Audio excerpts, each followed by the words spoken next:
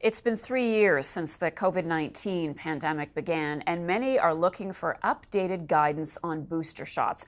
I want to bring in Dr. Marla Shapiro, CTV's medical contributor, with more. Good morning, Dr. Marla.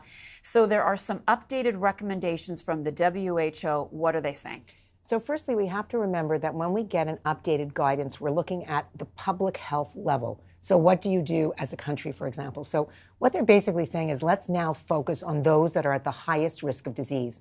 So if you look at their recommendations, the recommendations are being focused on that. So if you're at high risk of severe disease, then you want a booster.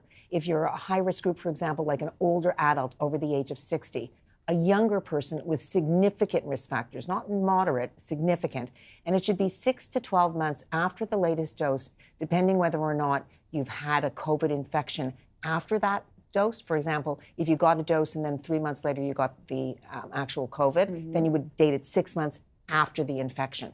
If we look at the moderate groups, the medium priority groups, they're not recommending a booster. That would mean a healthy adult under the age of 60 or so, a children or an adolescent with even comorbidities. They're saying not necessarily is there a great public health benefit for that. However, if on an individual level you do want a booster, an additional booster is safe. So what you do as an individual in consultation with your healthcare practitioner may differ from the general guidance of the population. But we're beginning to recognize that what happened after Omicron, it was a real game changer, right? We had so many people who got infected.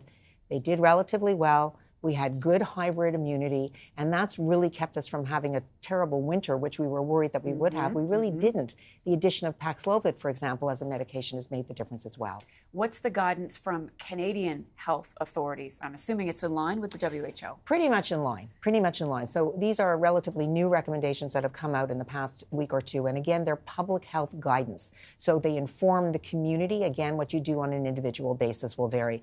And basically, NACI, our National Advisory Committee on Immunization, is basically saying the same thing, that if you are at high risk, whether it's because of age or congregate living or long-term care, you're the one who's at risk for a severe outcome. So even if you've had a bivalent booster, if it's been more than 6 months since that bivalent, we'd recommend another. So there you see that list in terms of who is at mostly at risk. It really is either defined by age or it's defined by severe immune compromise.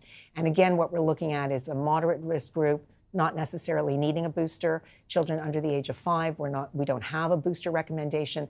So again, these are general guidance for the public. And again, you can have that conversation with your own healthcare practitioner as to what you do. But we really have seen the disease evolving. So that statement there where it says 6 or more months from the last vaccine dose or infection, whichever is longer. And you and I have looked at data earlier this year that showed if you have an infection with hybrid immunity, that immunity does not fade quite as quickly from either illness alone without a vaccine or a vaccine alone without an illness. So you can even push that out a little bit further. So, really ask yourself, am I a high-risk individual? If I am, then you're going in the direction of a booster. If I'm not, we can wait and see what the fall recommendations will be like. We don't know yet. Will this be an annual vaccine? Will the vaccine change? Dr. Marla, thanks so much. Really appreciate that.